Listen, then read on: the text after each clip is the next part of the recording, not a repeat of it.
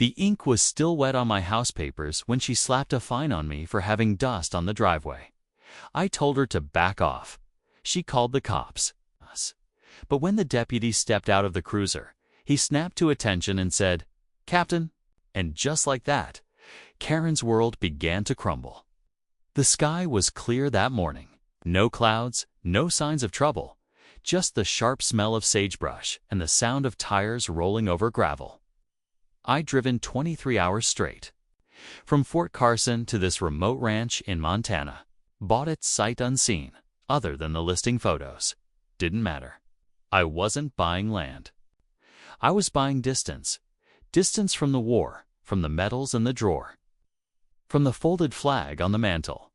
The ranch was quiet, untouched. An old wood fence leaned tiredly along the property line, and the main house, though weathered, stood tall with a wide porch and strong bones. I parked my truck, stepped out, and took a deep breath home until she showed up. I hadn't even finished unloading the first box when a white SUV crept up the dirt road and stopped just short of the gate. A woman in her late 50s stepped out, wearing a bright yellow cardigan, designer boots, and a face like she'd just tasted sour milk. "You're the new owner?" she asked, not a smile in sight. I nodded, resting my arms on the tailgate. "Name's Karen Lee," she said, flipping open a leather-bound clipboard. "President of the Willow Glen Ranch, HOA. HOA, I frowned. The listing didn't say anything about a homeowners association. I wasn't aware this area had one. I said carefully. "It does now," she snapped. "We incorporated last fall to preserve neighborhood standards. That includes lot appearance, fencing style, livestock count," and she leaned in. Squinting at the truck bed, moving procedures, I raised an eyebrow. "You're writing?" "Me up for unloading my own truck." "Dust violation," she said, tapping her pen. "You kicked up quite a trail.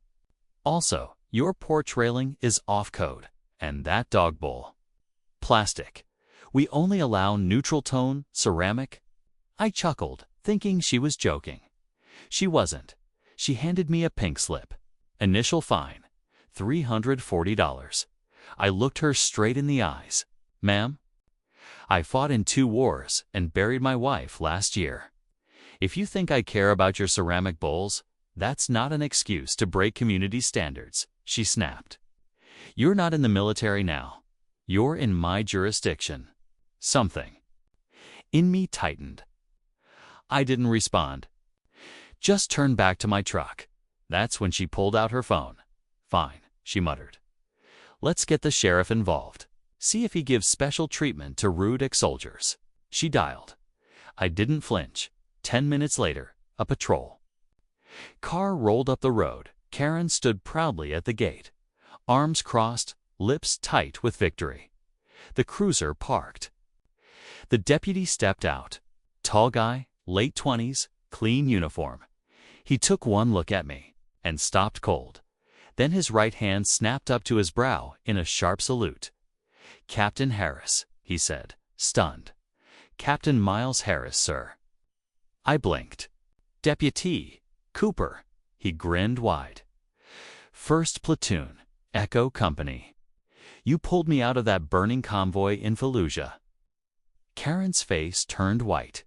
Cooper turned to her, dropping the salute.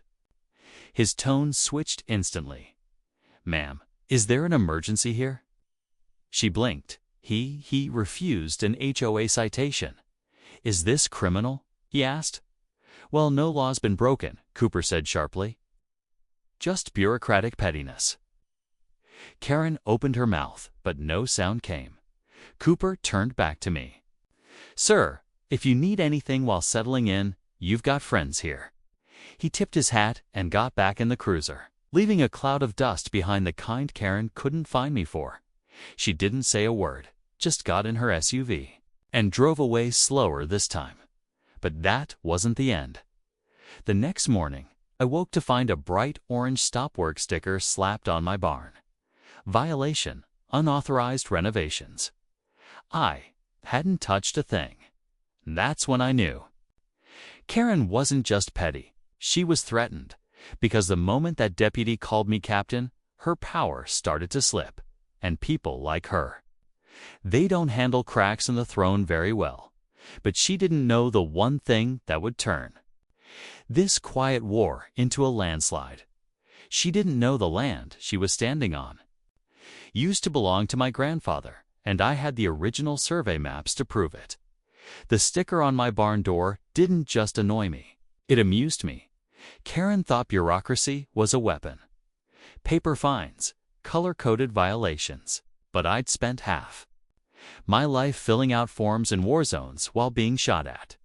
If she thought a neon sticker would break me, she was in for a long, painful education. I peeled it off without hesitation, tossed it in the burn barrel beside the porch. That orange square crinkled up and disappeared into the flame, just like every cheap threat I'd ever been handed in uniform. Then I went inside and opened a chest I hadn't touched in almost 10 years. It creaked. Inside were documents, land surveys, letters, receipts, things most people throw away. Not me. I'd grown up in a house where paper was power. My grandfather, God rest him always, said, "You don't own land until you can prove it better than the thief next door." Turns out he was right. I found what I was looking for, an original 1974 parcel map of the valley, hand-labeled and notarized. And something else, a faded photograph of my grandfather and me, standing near the fence line, hammer in my tiny hand. I must have been 7. That fence wasn't just wood, it was history and Karen. She'd crossed it by noon. I was at the county clerk's office. I laid the documents down in front of a man who looked like he'd rather be anywhere else, until he saw the seals. "Where'd you get this?" he asked, blinking. My grandfather built that ranch with his own hands. He flipped through the documents, his eyes moving faster now. "Some of this predates our digital archives, but it's real." I nodded. "So's the fact that this HOA was established on shaky zoning law. Karen's playing queen on land that doesn't legally belong under her crown." He leaned back, considering. "You could file a boundary challenge. I'm not filing anything yet. I want to see what else she's buried." He raised a brow. "You going after her?" Kay gave a tired smile. "I don't go after people, 'cause I just uncover the truth and let it do the work." When I got back to the ranch, Karen's white SUV was parked near my gate again. She was standing by the fence, phone out, snapping photos. Click, click, click.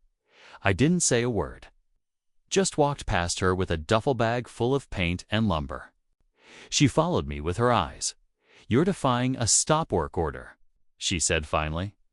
"Didn't know walking and carrying wood was a violation." She lowered her phone. "You're making this harder than it has to be."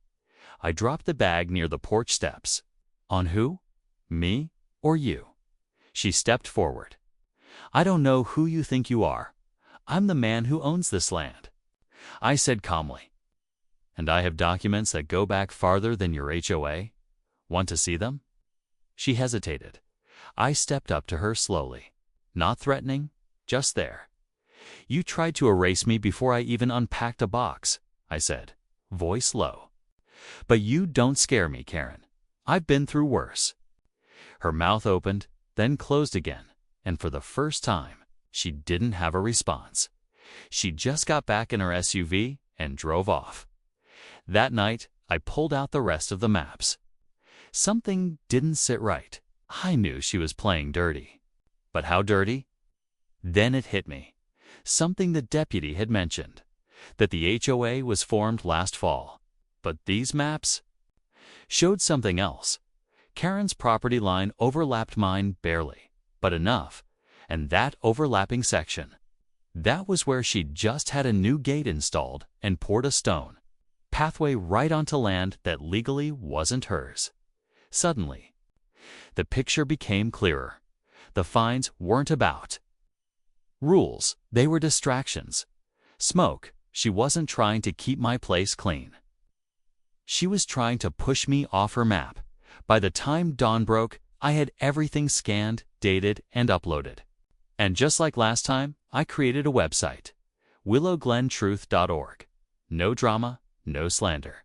Just facts, just documents, old photos, survey maps, the stop work notice, the boundary overlays, public property filings. It was clean, professional, deadly. Within 48 hours, 3 neighbors reached out.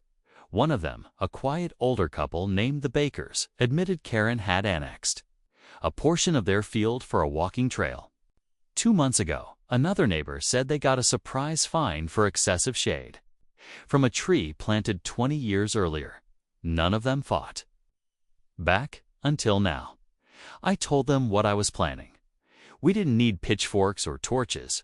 We had paper dot, and if Karen thought war was coming, she didn't realize it had already started. There's something about truth once it gets loose. You can't cage it again.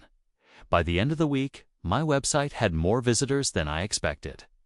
People weren't just clicking, they were sharing screenshots of fines, maps, HOA meeting notes. Quiet folks who'd once just nodded at Karen in passing were now digging through old paperwork like detectives, and the deeper they dug, the uglier it got. Turns out I wasn't the first one Karen tried to erase, but I might be the last. Mr. Baker, the man with the walking trail problem, stopped by one afternoon with a paper folder and a look in his eyes I hadn't seen in years. Resolve. Found something, he said, handing me the folder. She moved our boundary line 3 feet during a utility install last fall. Claimed it was for drainage compliance. Look at this. Inside was a copy of a landscaping proposal, and right there, in faint red ink, were hand-marked lines showing the adjusted boundary. But what nailed it? Karen's signature, dated, stamped, unauthorized. It was small. But small lies add up, and now they had weight. The HOA wasn't a community anymore. It was a powder keg. A retired schoolteacher named Grace called next. She'd been fined twice for holiday decorations displayed outside the accepted season. Once for Christmas lights in January. Once for a flag on Memorial Day. She's been digging into veterans lately, Grace whispered over the phone. I think she's trying to push them out. I said nothing, but my fingers clenched around the phone cord like a slow-burning fuse. 2 days later, someone left a note in my mailbox. You're not safe here, Captain. She plays dirty when she's scared. Be careful. No name. No return address. Just that, I didn't scare easy.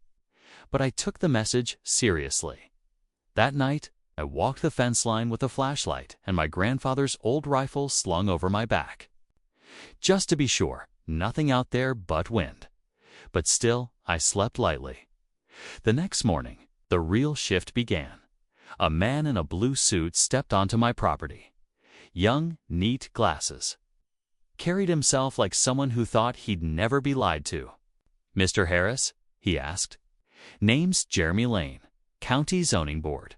What can I do for you? We've received 3 formal boundary dispute filings, all referencing your digital overlays. Is it true you have survey data that predates the HOA charter? I handed him a thumb drive. He took it without a word.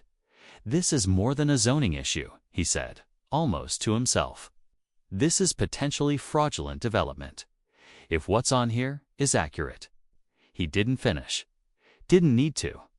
That evening, I got an email from a reporter in Bozeman, big city outlet. She'd seen the site. Wanted to do a piece on rural HOA tyranny and the fight for property rights. I told her yes, but she'd have to come see it for herself, because you can't feel the weight of a fight like this through a screen. You need to see the land, smell the wind, feel the quiet rage in every inch of soil that was nearly stolen. She arrived the next morning, and Karen knew it, because 10 minutes after the reporter started taking photos of the fence line, Karen showed up in a beige Lexus and got out with a full folder in her hand. She didn't even look at me. went straight to the reporter. "You're being fed lies," she said calmly. "That man has no idea how this community works. He's spreading false documents, stirring up paranoia, and undermining everything we've built here." The reporter tilted her head. "I'd like to see your official zoning authority." Karen blinked. "Excuse me? Do you have county-level zoning clearance? Any transfer of property authority?" Karen hesitated then. For the first time, her voice cracked. "We operate independently," she said, "under a charter voted on by members. And this charter includes permission to move boundary lines and issue fines without legal review." Karen's eyes twitched. She turned to me. "You're going to regret this," she said, too softly for the reporter to hear. I didn't respond, didn't need to, because behind her, Mr. Baker was pulling up with a folder of his own. And behind him, Grace and two more neighbors I'd never even met. They weren't holding pitchforks, they were holding documents. And Karen was holding nothing but a lie with no paperwork to back it up. For someone who'd ruled through silence. It was the beginning of her end. The knock came early, not the kind you ignore, the kind with rhythm. Authority.I opened the door to find two men in navy jackets. County enforcement stamped across their windbreakers. One carried a clipboard, the other a digital survey tool slung across his shoulder like a rifle. "Mr. Miles Harris." That's me. "Sir, we're here to conduct a boundary validation per orders from the County Zoning Board. This property and 3 others are under investigation." I stepped aside. They didn't need directions. They had coordinates, maps, files. My thumb drive had done its work. I stood on the porch, coffee steaming in my hand, as they walked the fence line, flagged markers, and took photos. Methodical. Professional. And as they worked, neighbors gathered. The Bakers showed up first, then Grace, then a few others, quiet at first, hands in pockets, watching like people witnessing history. Karen's kingdom had always operated behind closed doors and sealed envelopes. Now, the doors were wide open. But even as the investigation kicked off, I couldn't shake a growing tightness in my chest. This wasn't just about fences and fines. Every time I walked the land, I saw her. Ellen, my wife. The porch swing we never finished painting. The apple tree she planted the spring before the chemo started. The little copper wind chime she bought from a roadside stand during our last road trip. I'd found it again last week, buried in a storage box, still faintly smelling like her lavender lotion. I hung it by the kitchen window. It was the first time in months I'd let myself remember, and that's what this land was. Not just real estate, not just soil and timber. It was memory, it was her, and Karen. She'd tried to pave over that, with rules and penalties and concrete lies. I wasn't just defending land, I was protecting grief. And grief has sharp teeth when you corner it. That afternoon, the reporter came back. She wanted follow-ups updates. I showed her the marker flags, the neighbor testimonies, even-handed. Heard the copy of the 1974 map my grandfather kept sealed in plastic. She looked around. "All this," she said softly, "just because she didn't like the way you moved in?" I didn't speak for a second. Then, quietly, I said, "Karen doesn't care how I moved in. She cares that I exist here, that someone like me, someone she can't scare, slipped through her net." The reporter frowned. She seems deeply invested in control. I nodded, because without it, she has nothing. As if summoned by the comment, Karen's SUV rolled up the road, stopping at the base of my drive. She didn't get out, just watched. Her knuckles white on the steering wheel. We watched her watch us. A moment passed, then her window rolled down and a stack of papers fluttered out, catching the breeze and scattering across the gravel before she pulled away. The reporter and I looked at each other. She jogged down and picked one up. "Violation notices," she said, "all unsigned. Dozens of them, fines for things like excessive patriotism, dust haze, and unauthorized mailboxes. She'd been making them up, mass-producing fear. And now they were blowing through the wind like discarded propaganda by nightfall. The county team had finished the initial survey. They called a community meeting, not in some HOA clubhouse, but in the barn behind my house under the same wooden beams my grandfather raised in 1976. I strung up a few old work lights, set out folding chairs. Grace brought pie. The bakers brought coffee. Someone else brought a speaker. It felt like family, like healing. The officials stepped forward and cleared their throats. "We've completed the assessment," one of them said. "And unfortunately, or fortunately, depending how you look at it, violations have been found. Unauthorized land annexing, falsified boundary lines, unlawful fines issued outside of recognized municipal authority." Gasps, whispers. Eyes widened, the official continued. "The HOA has been temporarily suspended pending full legal review. All issued fines and actions by President Karen Lee are hereby frozen until further notice." People clapped. Some cried. I didn't clap. I just closed my eyes for a moment and felt the wind pass through the barn doors. It carried a sound of chime. Chime, the one by the kitchen window. I could almost feel her hand on my shoulder. She'd hated bullies, and I knew. If she'd been here now, she would have smiled and said, "About time someone put that woman in her place." And I'd have answered, "I'm not done yet." Because this wasn't over. Karen had lawyers' connections, desperation, and people like her don't go down without burning bridges behind them. But now, she wasn't the only one with a voice. She wasn't the only one with papers. She wasn't the only one who knew how to fight. It started with a letter, no envelope, just a folded sheet of paper taped to my front door. Typed double quotes, "This community was never meant for men like you. If you want war, you'll get it, but don't expect to walk away the hero." No name, no signature. But I recognized the tone. Karen was losing her grip, and instead of stepping down quietly, she was reaching for the dirtiest weapon she could find. Character assassination. Later that morning, Kaya called the call from Grace. Her voice shook. She's trying to smear you, Miles. She's spreading stories." "What kind of stories?" "The kind that don't care about the truth. Military trauma, violence, PTSD. She's telling people you're unstable, dangerous, that you've snapped." I clenched the phone so hard my knuckles popped. "She said you screamed at her, threatened her with a gun." I hadn't even raised my voice, but I knew what this was. People like Karen don't care about what happened. They care about what sounds believable when whispered in the right ears. And in a small town like ours, rumors move faster than fact. Within days, I noticed it. The way some folks stopped waving when they drove past. The sideways glances at the general store. Even the deputy. Cooper seemed tense when he pulled into my driveway one evening. "Got a report?" he said quietly, leaning on the cruiser. "Anonymous tip. Said you've been making threats." "Did they say what kind?" "Nope. Just general fear." He looked tired, embarrassed. "You believe it?" I asked. Cooper shook his head. "Not a damn bit.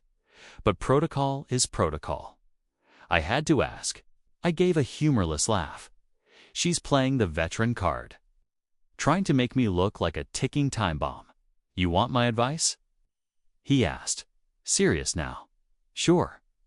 Fight clean. Don't give her anything she can twist." I nodded, but inside, something in me was boiling. Not because of what she said, but because of what she was willing to use. My service, my grief, my trauma. She turned it into ammunition the next day. I found out she'd gone even further. She'd contacted a local paper, not the big city outlet, but a smaller, gossip-heavy rag that loved stirring controversy. The article dropped that afternoon. War. Hero or HOA headache. Tensions rise in Willow Glen. It didn't name Karen as the source. Of course not. But it quoted anonymous members of the community who described me as unstable, aggressive, intimidating. They even pulled an old arrest from my Army days, a bar fight after a deployment. No charges. Long buried, didn't matter. There it was. Ink on paper. I stared at the article for a long time. Then I walked out to the porch. The sun was setting behind the hills. Golden light stretched across the valley. The wind picked up. Chime, chime. I looked up at the little copper bell Ellen had loved so much. She always used to say, "You can't stop people from lying, but you can outlive the lie." So I did. The hardest thing I've done since I left the service. I opened my laptop, and I wrote the truth. A post. Public, raw. I talked about the bar fight. About the pain after Ellen died. About the nightmares. About how the only thing that ever calmed me was working this land. Walking the fence, breathing in the silence she used to love. I didn't play the hero. I didn't dress it up. I just told the truth, and then I posted one photo. The same one from my grandfather's fence. 7-year-old me with a hammer and a crooked grin. Beside me, my wife, holding my shoulders. Smiling like the future was something we could plant. The post caught fire, not just in town, but across the region. Veterans shared it. Widows shared it. Strangers who'd never heard of Willow Glen shared it, and suddenly, Karen's smear campaign didn't look like concern. It looked like cruelty. The next morning, I found something on my porch. A small envelope. Inside, a check for $340. The original dust violation, fine, and a sticky note. We were wrong. Whatever you build here, it's yours. MB. The Bakers. One by one, the community began to choose a side. And for the first time since this war began, I realized something powerful. This wasn't just about me winning. This was about her losing, her influence, a crip, her silent control, and all I had to do was stand firm, because truth, real, painful, unpolished truth, is something people recognize when they see it. And Karen? She couldn't fake it anymore. The official word came on a Tuesday. The county zoning board ruled in favor of our dispute, not just mine, but the Bakers, Graces, and 2 others. Boundary lines had been falsified. Unauthorized structures had been approved through non-existent processes. Fines were invalid. Records showed multiple signatures forged, most by Karen herself. It wasn't just unethical, it was criminal. The sheriff's office launched an internal inquiry. Karen wasn't arrested. Not yet, but her name was now stamped across every clipboard in the county courthouse. Her HOA charter was frozen. All decision-making power revoked. And pending legal proceedings, she was no longer allowed to speak for the community in any official capacity. She was dethroned, but not disappeared. Because Karen lingers. She stopped showing her face in public, but her car still crept around the valley once or twice a day, like a ghost that hadn't realized it was dead. Sometimes, I saw her parked at the end of the ridge, staring down toward my ranch. I never approached. I didn't need to. Her silence said more than her insults ever had. The people she used to intimidate now walked taller. The Bakers repainted their barn. Grace put up wind chimes of her own. One by one, porches began to show life again. Flower pots, flags, lights. Things Karen once cited as disturbances. Now they were signs of revival. But what she didn't know, what nobody knew, was that I still carried one thing she couldn't destroy. A letter, Ellen's last one. I hadn't opened it in over a year. She'd written it 3 days before.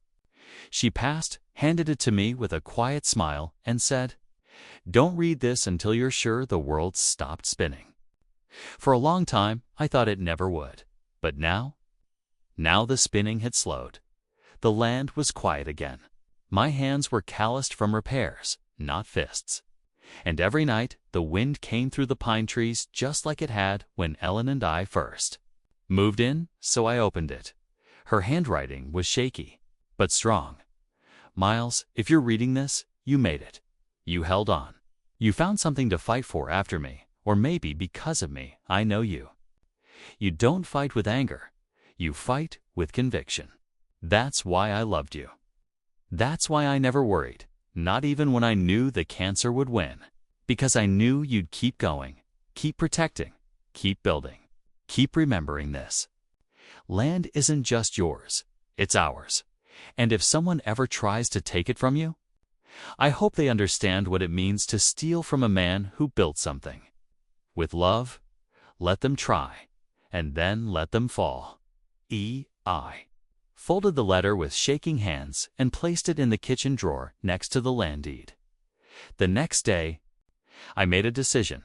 I filed a motion with the county office to legally dissolve the Willow Glen HOA charter, not freeze it, end it, and with 5 property owners supporting me. The county had to review it. Karen showed up at the hearing, not in her usual polished power suit, but in a plain gray sweater. No heels, no makeup. Just a shell of the queen she once pretended to be. She sat 2 rows behind me and said nothing, but I heard her. Breathing, shallow, fast. The motion passed by majority vote. The HOA was done. The crowd didn't cheer. They just stood silently, nodded at one another, and walked out into the sunlight like people finally released from a long shadow.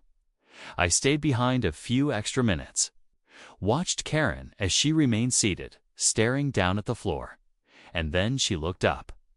I didn't mean for it to go this far, she whispered. I met her eyes. You never meant for anyone to fight back. Her jaw trembled. It was supposed to be order, clean, controlled. You tried to bury people's lives beneath your idea of perfection, I said. But some things can't be paved over, she swallowed. What are you going to do now? I paused. Rebuild. Plant a garden. Maybe finally finish the porch swing. She looked at me like I'd spoken a foreign language. Then she nodded. Once and walked out, not in anger, not in defeat, just gone. That night, the valley was quiet. Not the kind of quiet Karen enforced. With warnings and citations, the real kind. The kind where the trees whisper and the stars don't feel heavy. I sat on the porch, legs stretched out, and listened to the wind. Chime, chime. I thought about the wars I'd fought, both abroad and here, and for the first time in a long time. I felt like I'd won. Spring came late that year. The frost clung a little longer to the earth, like it wasn't quite ready to let go of winter. I understood that feeling. Some seasons stay with you longer than you want them to. They make you remember things, both the beautiful and the unbearable. But when the thaw finally came, 'twas quiet. No trucks in the road, no fines taped to my gate, no cameras, no meetings. No Karen, just the sound of soil softening beneath the morning sun, and the steady rhythm of a hammer striking wood. The start of something new. I'd decided not to rebuild the house exactly as it was. Ellen wouldn't have wanted that. She always said a home should grow with the person living in it, not stay frozen in time. Asterisk, so I kept the same foundation, but changed the frame. Bigger porch, wider kitchen windows, a reading nook facing west. Where the sun poured in at golden hour, the time she used to sip tea and hum under her breath without realizing she was doing it. I rebuilt the porch swing to dot, stained the wood myself, hung it with new rope and old hooks. The same ones we used when we first moved in. I even found the faded cushion she'd hand-stitched one summer. The one with the tiny embroidered pine cones. It had survived everything. Mold, rot, even Karen. It was like the land had protected it. Maybe she had protected it. One afternoon, I walked out to the edge of the property where the fence met the tree line. A soft breeze blew through the pines. The old elm tree was still standing, a little bent now, but still holding on. I knelt by its roots and dug a small hole. Then I reached into my pocket and pulled out Lon's ring. I stared at it for a long time. Gold. Simple. Worn from time, not neglect. I kept my promise, I whispered. I protected it. Then I placed the ring in the earth and covered it gently, not to forget, but to remember in a way. That wouldn't hurt anymore. As I stood, the wind shifted, and I heard it. Chime, chime. The copper bell on the porch swayed in the breeze. Soft and steady. For a moment, I didn't see fences or property lines. I didn't see the mansion Karen tried to build, or the papers, or the hearings. I just saw sunlight on wood, wind in trees, and peace. A few weeks later, got a letter in the mail, no HOA emblem, just a plain white envelope. Inside was a handwritten note. Miles, I moved out. Sold the house, left the valley. I don't expect forgiveness. I don't even deserve understanding. But I wanted you to know that I've stepped down from every board. I've left all of it behind. What I did wasn't just about power. It was about fear of losing control, of fading, of being forgotten. You reminded me that some people can't be pushed, that there are still places in this world where truth matters.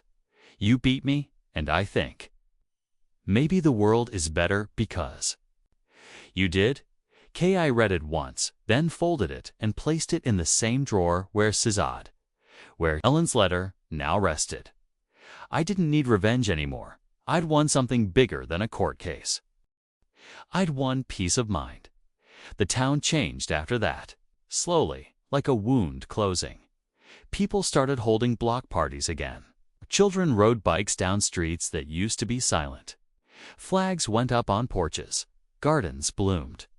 Even the bakers hosted a Sunday brunch where neighbors brought dishes with handwritten recipe cards, something Karen once fined them for calling public nuisance gatherings. I didn't host anything. I didn't need to.